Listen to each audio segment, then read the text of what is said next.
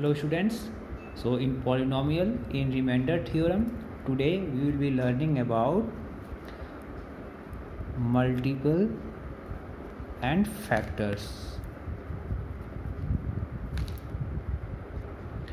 Suppose you are given a division 15 divided by 6. So what do you generally do?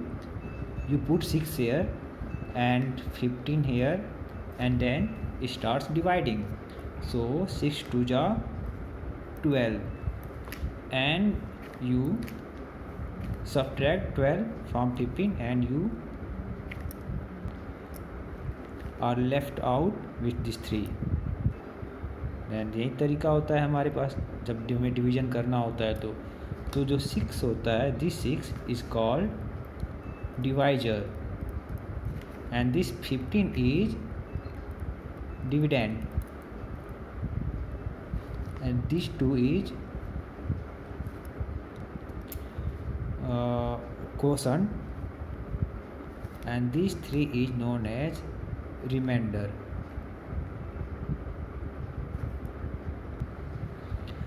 Again अगर आपको 12 को 6 से divide करना है तो ये कितनी बार में 6 2 जा 12 तो आपका यहाँ पे रिमाइंडर आएगा 0. ओके तो let me tell you one thing that your remainder is always less than the divisor. आपका जो भी रिमाइंडर आता है 3 0 ये हमेशा 6 से क्या होगा, ये डिवाइजर से छोटा ही होता है. कभी भी ये डिवाइजर के बराबर इक्वल नहीं आएगा. मतलब आपका रिमाइंडर मैक्सिमम 5 आ सकता है. अगर 6 आता तो क्या होता, 6 1 जा 6. जैसे एक दो और एग्जांपल लेते हैं हम. यहाँ अगर 17 हो तो कितना होगा, 6 2 जा 12. यहाँ रिमाइंडर 5 आ गया. आपका रिमाइंडर कभी भी 6 नहीं आएगा यहाँ पे. अगर यहाँ पे 6 आना होता तो इसको 18 होना होता. अरे 18 होता तो 6 3 जा 18 डिवाइड हो जाता. मतलब आपका डिवाइजर हमेशा रिमाइंडर से क्या होता है, बड़ा होता है. ये आपको ध्यान रखनी है ये चीज़. और जब रिमाइंडर 0 हो जाता है तो हम बोलते हैं 6 इज अ फैक्टर ऑफ 12. मतलब 6 जो है इस 12 का फैक्टर है. कब, जब रिमाइंडर यहाँ इस केस में, इस वाले केस में जब रिमाइंडर हमारा 0 होता है तो. या ऐसे ही बोल सकते हैं 12 इज अ मल्टीपल ऑफ 6. ठीक है. नाउ क्वेश्चन अराइजेज, क्या 12 का फैक्टर केवल 6 ही हो सकता है? तो अगर हम 12 को फैक्टराइज करें तो हम इसको लिख सकते हैं 2 इंटू 6 या 2 इंटू 2 इंटू 3. तो हम बोल सकते हैं कि 2 भी 12 का फैक्टर है, 3 भी 12 का फैक्टर है और 12 क्या है, 2 का भी मल्टीपल है और 3 का भी मल्टीपल है. यानी सिंपल लैंग्वेज में बोलें तो 3 के टेबल में भी 12 आएगा अगर 12 मल्टीपल है 3 का तो, और 12 2 के टेबल में भी आएगा. इसीलिए 12 मल्टीपल है किसका, 2 का. तो जनरली 12 के फैक्टर क्या क्या हो सकते हैं, किसके किसके टेबल में 12 आ सकता है. 1 के टेबल में आएगा, 2 के टेबल में आएगा, 3 के टेबल में आएगा, 4 के टेबल में आएगा, 6 के टेबल में आएगा और 12 के भी टेबल में आएगा. देन वी विल से कि 12 जो है मल्टीपल है किसका, 1 का भी मल्टीपल है, 2 का भी मल्टीपल है, 3 का भी है, 4 का भी है, 6 का भी है और 12 का भी है.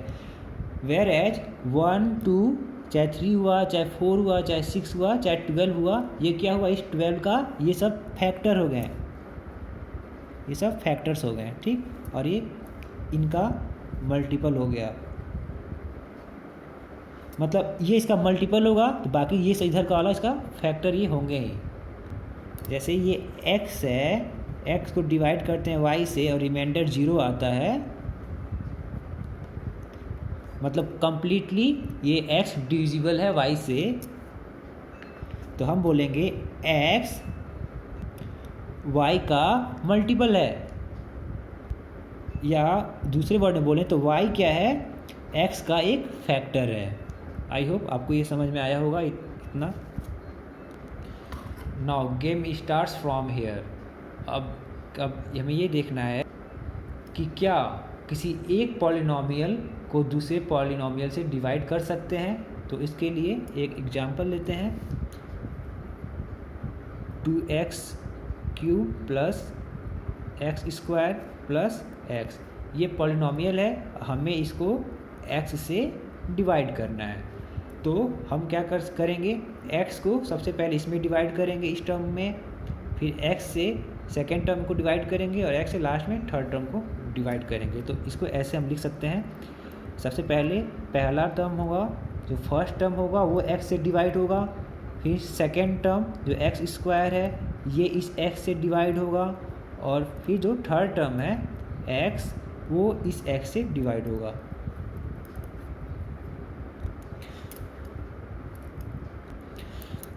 तो एक्सपोनेंशियल का आपने लॉ पढ़ा होगा, ये x³ है, इस x से कैंसिल आउट होके ऊपर x² होगा, यहाँ पे सिंपल x होगा और यहाँ x 1 बार में डिवाइड होगा। मतलब हमने यहाँ पे देखा कि तीनों टर्म्स जो हैं यानी कम्प्लीटली ये x से डिविजिबल है। तो हम इसको इस फॉर्म में लिखें, तो हमें इसको डिवाइड करना था, यानी हमारा डिविडेंड था 2x³ plus x² plus x। हमारा डिवाइजर कितना था, तो x था। हमारा क्वोशेंट कितना आया, तो ये आया यहाँ पे 2x² प्लस x प्लस 1, और हमारा रिमाइंडर कितना आया था 0, क्योंकि कम्प्लीटली डिवाइड हो गया था। तो हम बोलेंगे x जो है इस डिवाइडेंड का, इस पॉलिनोमियल का एक फैक्टर है, या ये बोल सकते हैं कि ये जो 2x³ plus x² plus x जो है इस x का मल्टीपल है। अगर आपको डिवीजन बहुत अच्छे से आता होगा नंबर्स के, तो ये भी बहुत इजी है, बस इसमें ये x² x³ दे के डराता है, होता कुछ नहीं है। जैसे अगर हम देखें 23 को हम 5 से डिवाइड करें तो कितनी बार में जाएगा, 4 बार में, और 23 से सब्ट्रैक्ट होता है। यहाँ पे अगला प्रोसेस हम सब्ट्रैक्ट करते हैं 20 को, तो आएगा 3 रिमाइंडर। तो हमारे पास एक फार्मूला होता है, बचपन में हम लोग बोलते थे और चाइल्डहुड कि हमें अगर चेक करना हो कि हमारा डिवीज़न सही है कि नहीं, तो हम क्या करते थे, डिवाइजर को क्वोशेंट से मल्टीप्लाई करते थे और उसमें रिमाइंडर जोड़ते थे, तो हमारा डिविडेंड आ जाता था। तो हम कहते थे कि हमारा जो डिवीज़न है वो सही है। जैसे 5 इंटू ये क्वोशेंट 4 और उसमें ये रिमाइंडर हम ऐड करेंगे, तो 5 4 जा 20 प्लस 3, ये रिमाइंडर कितना हो गया 23, जो कि हमारा डिविडेंड है। तो इसको एक फॉर्मूला भी बताया गया था हमें कि dividend equals to divisor into quotient plus reminder.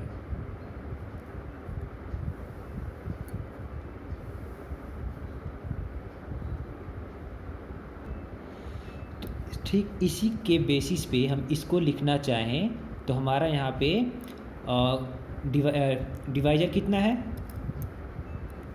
x है, इंटू क्वोशेंट कितना है, तो 2x² प्लस x प्लस 1। आपको यहाँ ब्रैकेट पुट करना है, क्योंकि इन तीनों टर्म में x का मल्टीप्लिकेशन है। बिना ब्रैकेट बिना लगाए मत आप इसको वो करिएगा तो गलत माना जाएगा। तो आपको ब्रैकेट पुट करना है, मतलब इन तीनों में x का मल्टीप्लिकेशन है, प्लस रिमाइंडर यहाँ कितना है 0। ठीक, तो ये किसके बराबर होगा, हमारे डिविडेंड के। हमारा डिविडेंड कितना है 2x³ plus x² plus x। तो जब भी हमारा रिमाइंडर 0 होता है उसी केस में हम बोल सकते हैं कि ये x हुआ इसका एक फैक्टर है। x ही नहीं, ये भी, इसको भी बोलेंगे कि इसका एक ये फैक्टर है, और इन दोनों का, इसका और इसका, इन दोनों का मल्टीपल ये है। मतलब मैं क्या बोलना चाह रहा हूँ, अगर कोई मैं नंबर लेके बताऊँ, समझो ये 15 है, तो 15 को मैं फैक्टराइज करूँ तो मैं लिख सकता हूँ 3 × 5। तो जो 15 है वो 3 का भी मल्टीपल है और 5 का भी मल्टीपल है, क्योंकि 3 के टेबल में आना है इसे 15 को, और 5 के टेबल में भी आएगा। ठीक, या ऐसे बोलें तो 15 3 से भी कम्प्लीटली डिविजिबल है, और 15 जो है 5 से भी कम्प्लीटली डिविजिबल है। तो हम बोलते हैं कि 15 3 का भी मल्टीपल है, 15 5 का भी मल्टीपल है, या 3 है 15 का एक फैक्टर है, या 5 है 15 का एक फैक्टर है। सिमिलरली x जो है इसका एक फैक्टर है, और ये भी 2x² + x + 1, ये भी इसका एक फैक्टर है। इसको ऐसे उल्टा बोले तो ये भी बोल सकते हैं कि ये जो 2x³ + x² + x है, इस x का मल्टीपल है और इसका भी एक मल्टीपल है। ठीक, सपोज हमारे पास एक और पॉलिनोमियल है, ये 3x² + x + 1, हमें x से डिवाइड करना है। तो हमने यहाँ तीनों टर्म में x से डिवाइड मैं कर रहा हूँ यहाँ पे। तो 3x² when divide with x, तो क्या आता है हमारे पास x², एक माइनस हो जाएगा, या x आएगा केवल, x से x 1 बार में। लेकिन 1 को x से अगर हम करें डिवाइड तो होगा, नहीं होगा। हमें कोई पॉलिनोमियल टर्म, ये वाला कोई टर्म पॉलिनोमियल नहीं है, क्योंकि x की पावर यहाँ फ्रैक्शन में आएगी। तो यानी 1x से डिविजिबल यहाँ नहीं है। तीसरी टर्म जो है ये डिविजिबल नहीं है x से, तो हम यहाँ पे रुक जाते हैं, हम यहीं पे रुक जाएंगे यहाँ पे। ठीक है, और तब क्या बोलेंगे, इस केस में 1 जो होगा हमारा वो क्या होगा, रिमाइंडर हो जाएगा। यानी मैं इसको लिखना चाहूँ तो ऐसे लिखूँगा, x से डिवाइड कर रहा हूँ मैं 3x² + x + 1 को, तो इसमें 2 टर्म तो डिवाइड हो गए, ये और ये वाला, कितनी बार में, 3x + 1 में। लेकिन हमारा जो ये 1 बच रहा था, ये दोनों डिवाइड हो गया है, हमारा ये 1 बच रहा था, ये एज ए रिमाइंडर यहाँ आ जाएगा। ठीक, तो इसको हमें लिखना हो तो हम कैसे लिखेंगे, डिविडेंड है हमारा 3x² + x + 1 = इसको मल्टीप्लाई करें, यानी डिविजर x × कोशेंट 3x + 1, और उसमें हम ऐड किसको करते हैं, रिमाइंडर को, ये। तो इसको हम लोग ऐसे लिख सकते हैं।